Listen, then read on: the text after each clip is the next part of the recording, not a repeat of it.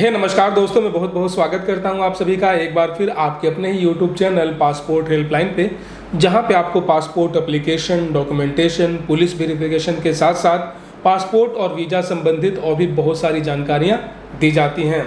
और दोस्तों, आज का वीडियो है काफ़ी स्पेशल होने वाला है, क्योंकि मुझे बहुत सारे कमेंट्स देखने को मिल रहे थे, मुझे बहुत सारे ऐसे DMs देखने को मिलते हैं जिसमें वैसे लोग जो कि बिल्कुल पहली बार फ्रेश पासपोर्ट के लिए अप्लाई करने जा रहे हैं और जिन्होंने अभी तक पासपोर्ट नहीं बनाया है, अब उन्हें ज़रूरत है एक नया पासपोर्ट बनाने का। तो ऐसे में दोस्तों क्या क्या प्रोसेस इन्वॉल्व होते हैं, और जो सबसे इम्पोर्टेंट होता है यहाँ पे वो होता है आपका पासपोर्ट का डॉक्यूमेंट वेरिफिकेशन। दोस्तों, बाकी सभी ID प्रूफ्स की जगह यहाँ पे पासपोर्ट बनवाना थोड़ा सा यहाँ पे एक तरीके से मुश्किल मैं इसलिए कह रहा हूँ क्योंकि यहाँ पे ना आपके हर एक डॉक्यूमेंट्स की प्रॉपर जांच की जाती है, प्रॉपर वेरिफिकेशन किया जाता है। आधार कार्ड बनवाना काफ़ी इजी होता है, आप नॉर्मल कोई एक डॉक्यूमेंट लेकर जाओ, आधार सेंटर पे आपका जो है आधार कार्ड बन जाता है। पैन कार्ड बनवाना बहुत इजी है, अगर आपके पास आधार कार्ड है बस उसको आप दे दो, आपका पैन कार्ड बनकर आ जाएगा। Driving licence, voter ID card बहुत इजी है, लेकिन उन सभी के मुकाबले पासपोर्ट बनवाने में थोड़ा सा मुश्किल इसलिए है क्योंकि यहाँ पे आपके डॉक्यूमेंट्स का वेरिफिकेशन किया जाता है, ठीक है, और साथ ही साथ आपका हर एक डॉक्यूमेंट पे प्रॉपर आपके नाम की स्पेलिंग, यहाँ तक कि कॉमा का भी काफ़ी विशेष यहाँ पे महत्व है। अगर एक कॉमा भी इधर से उधर होता है तो यहाँ पे आपकी एप्लीकेशन को होल्ड कर दिया जाता है। कहने का मतलब ये है कि यहाँ पासपोर्ट बनवाने में आपके डॉक्यूमेंट्स का बिल्कुल 100%, मैं फिर से रिपीट कर रहा हूँ, आपके सभी डॉक्यूमेंट्स का बिल्कुल 100% एक्यूरेट होना बेहद ज़रूरी है। अगर आपके किन्हीं दो डॉक्यूमेंट्स में अगर एक सिंगल सा भी कोई इन्फॉर्मेशन अगर मिसमैच पाया जाता है तो उसी वक्त आपके एप्लीकेशन को होल्ड कर दिया जाता है और फिर ज़रूरत होती है तो आपके डॉक्यूमेंट्स में आपको मॉडिफिकेशन करवाने का, उसको सही कराने का, करेक्शन करवाने का, ठीक है। तो इसीलिए दोस्तों, मैं लगभग अपने बहुत सारे वीडियोस में मैंने बोले हैं कि पासपोर्ट बनवाते समय आपको जब भी आप अप्लाई कर रहे होते हैं ना, तो उस समय आपको डबल क्रॉस चेक करना होता है कि आपने अपने एप्लीकेशन में जो अपना नाम का जो स्पेलिंग भरा है बिल्कुल मैच करता है या नहीं करता है आपके आधार कार्ड से। आपने जो डेट ऑफ बर्थ भरा है वो बिल्कुल सेम, बिल्कुल डेट वाई ईयर मैच करता है या नहीं करता है। आपने जो अपना एड्रेस फिलअप किया है वो बिल्कुल आपके आधार कार्ड से मैच करता है या नहीं करता है। आपने जो पुलिस स्टेशन भरा है, क्योंकि इसका एक बहुत बड़ा रोल है, क्योंकि पुलिस वेरिफिकेशन आपके उस एड्रेस पे होगा, ठीक है। अगर आपने किसी दूसरे एरिया के पुलिस स्टेशन का नाम भर दिया है तो ऐसे में जो है आपका एप्लीकेशन वापस चला जाएगा, क्योंकि आपका उस एरिया में पड़ता ही नहीं है, ठीक है। तो आपको इन बातों का खासा ध्यान रखना है, ठीक है। तो ये तो हो गई बात। अब बात कर लेते हैं कि पासपोर्ट डॉक्यूमेंट वेरिफिकेशन वाले दिन होता क्या है बेसिकली, और किस तरीके से आपको खुद को प्रिपेयर करना है, किस तरीके से डॉक्यूमेंटेशन करना है, और कौन कौन से डॉक्यूमेंट्स वहाँ कैरी करने हैं। देखो, ये एक बहुत बड़ा रोल प्ले करता है। ये क्यों, ये आपको आने वाले समय में अभी पता चलेगा, मैं जब आगे बढ़ूँगा, ठीक है। तो प्रॉपर हम बात करेंगे। तो सबसे पहले आपने अप्लाई कर दिया, ऑनलाइन पेमेंट कर दिया, और उसके बाद अब बारी आती है आपके फिजिकल जो आपका वेरिफिकेशन है कह लें, या फिर आप अपॉइंटमेंट भी कह सकते हो, जो कि बेसिकली होता है आपका PSK के अंदर। PSK मतलब कि पासपोर्ट सेवा केंद्र, जो कि आपके शहर में होगा, या फिर पोस्ट ऑफिस पासपोर्ट सेवा केंद्र, आप कहीं भी जा सकते हो। सबसे पहले दोस्तों, आपको यहाँ पे जितने भी डॉक्यूमेंट्स कैरी करने हैं वो बिल्कुल ओरिजिनल फॉर्म में करने हैं, कोई भी फोटोकॉपी नहीं चलता है, ठीक है। यहाँ पे आपके ओरिजिनल हो, लेमिनेटेड हो तब भी चलेगा, नहीं लेमिनेटेड हो तब भी चलेगा, लेकिन आपको ओरिजिनल कैरी करने हैं। और जो भी आप ओरिजिनल कैरी करोगे, ठीक है, उसके साथ उनकी एक एक फ़ोटोकॉपी ज़रूरत होती है। आपको अपना कोई भी यहाँ पे पासपोर्ट साइज़ का फ़ोटो नहीं कैरी करना है, क्योंकि वहाँ पे लाइव ऑन कैमरा जो है वहीं पे ऑन स्पॉट आपकी फ़ोटोग्राफी की जाती है, ठीक है। तो आप ये सुनते आए ना कि पासपोर्ट साइज़ फ़ोटो, तो ये पासपोर्ट साइज़ बेसिकली फ़ोटो जो है पासपोर्ट के लिए नहीं होता है, क्योंकि वहाँ पे आपकी एक लाइव फ़ोटो ली जाती है उनके सिस्टम के द्वारा। उसके बाद दोस्तों, यहाँ पे जो सबसे महत्वपूर्ण बात है, आप कोई भी ऐसे डॉक्यूमेंट्स वहाँ पे मत लेकर जाओ जो कि आपस में मैच नहीं कर रहे हैं।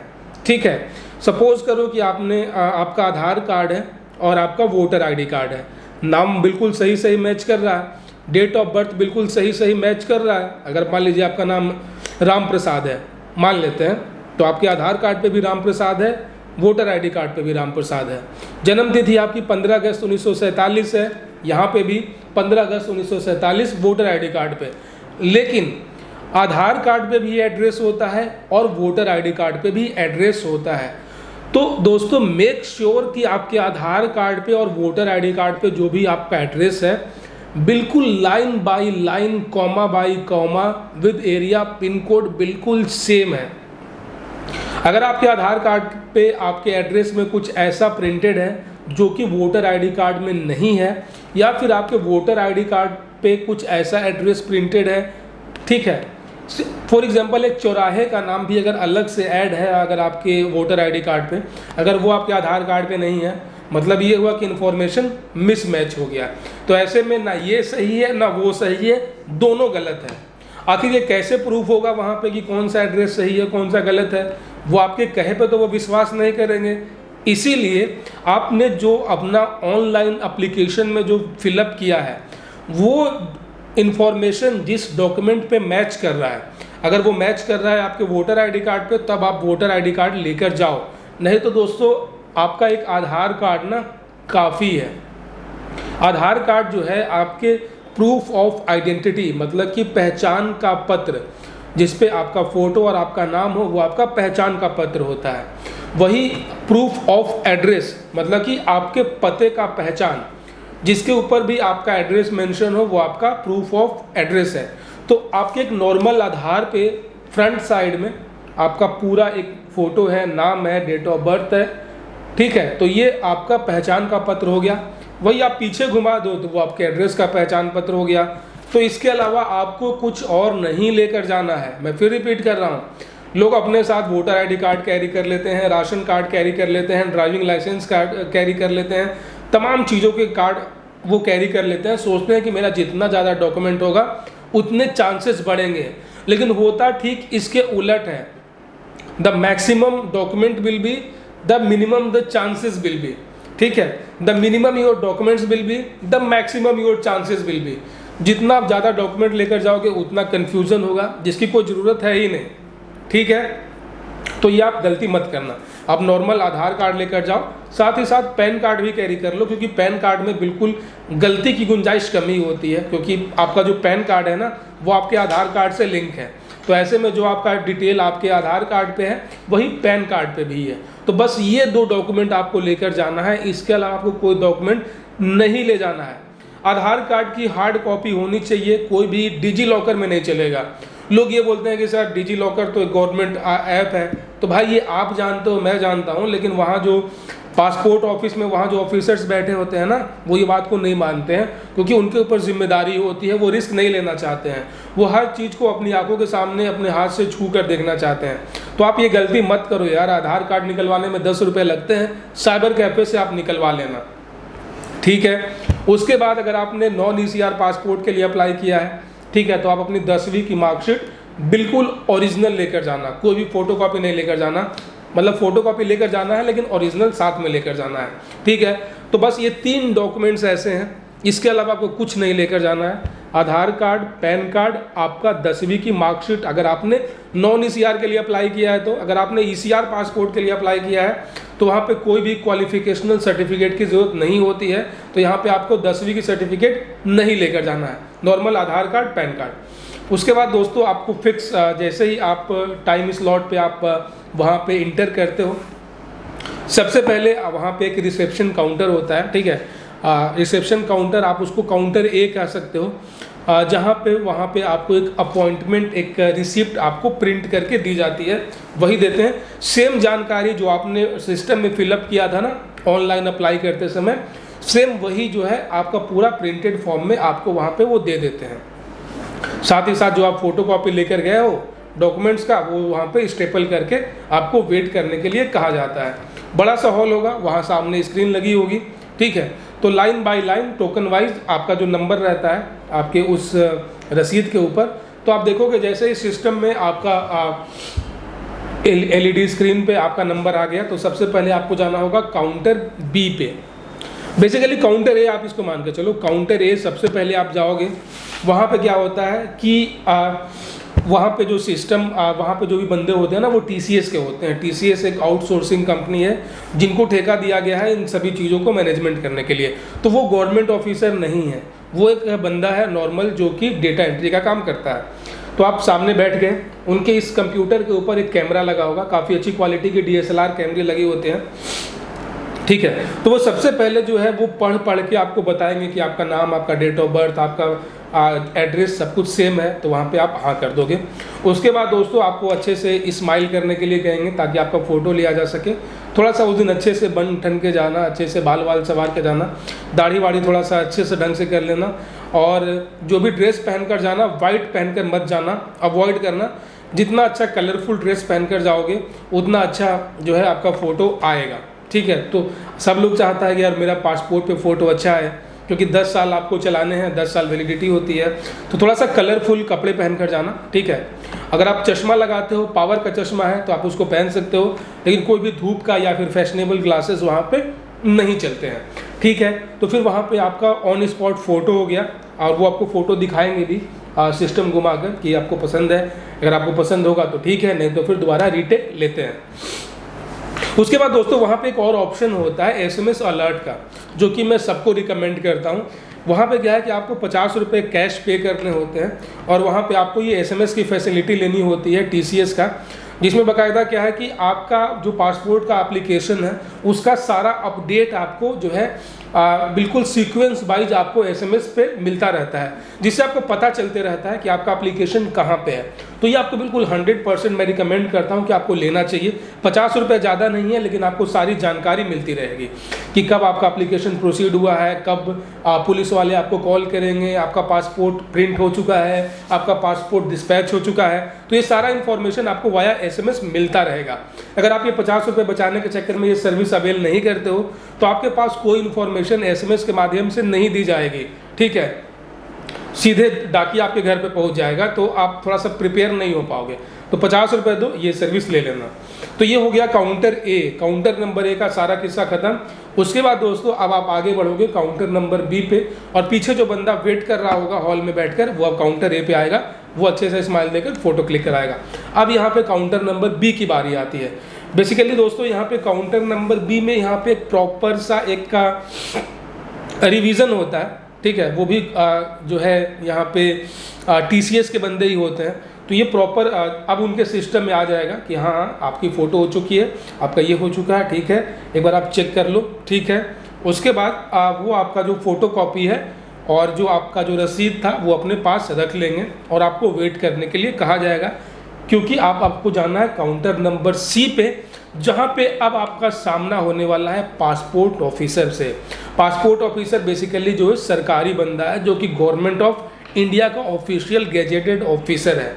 अभी तक जितने बंदे थे सभी प्राइवेट थे, अब जो है सरकारी बंदा इसलिए क्योंकि गवर्नमेंट जो है कोई भी रिस्पॉन्सिबल काम किसी प्राइवेट हाथ में नहीं दे सकता है, ठीक है। तो प्रॉपर ये जो बंदा है इनके हाथ में ये होता है कि आपके डॉक्यूमेंट्स का वेरिफिकेशन करें, और ये यहाँ पे डिसाइड कर पाएँ कि आपके एप्लीकेशन को आगे प्रोसीड करना है, या फिर कुछ अगर मिसमैच है, कुछ इश्यूज़ हैं तो इसको होल्ड करना है, या फिर अगर उनको कुछ गड़बड़ लग रहा है तो वो सीधे ही आपके एप्लीकेशन को रिजेक्ट कर देना है, ठीक है।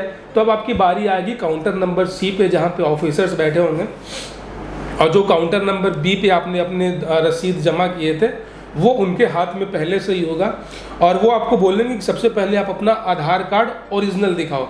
तो वो आपको अपना हार्ड कॉपी दिखाना है, वो बिल्कुल ऐसे चेक करेंगे, आपको देखेंगे मैं, है ना, ठीक है। और वो छोटा सा एक इंटरव्यू होता है, मतलब इंटरव्यू कुछ वैसा नहीं कि बहुत कुछ क्वेश्चंस पूछे जाएंगे, लाइक क्या नाम है, ठीक है, आपका डेट ऑफ बर्थ कहाँ है, कहाँ पैदा हुए थे, वो ना ट्रिकी क्वेश्चंस पूछते हैं ताकि वो पकड़ सकें।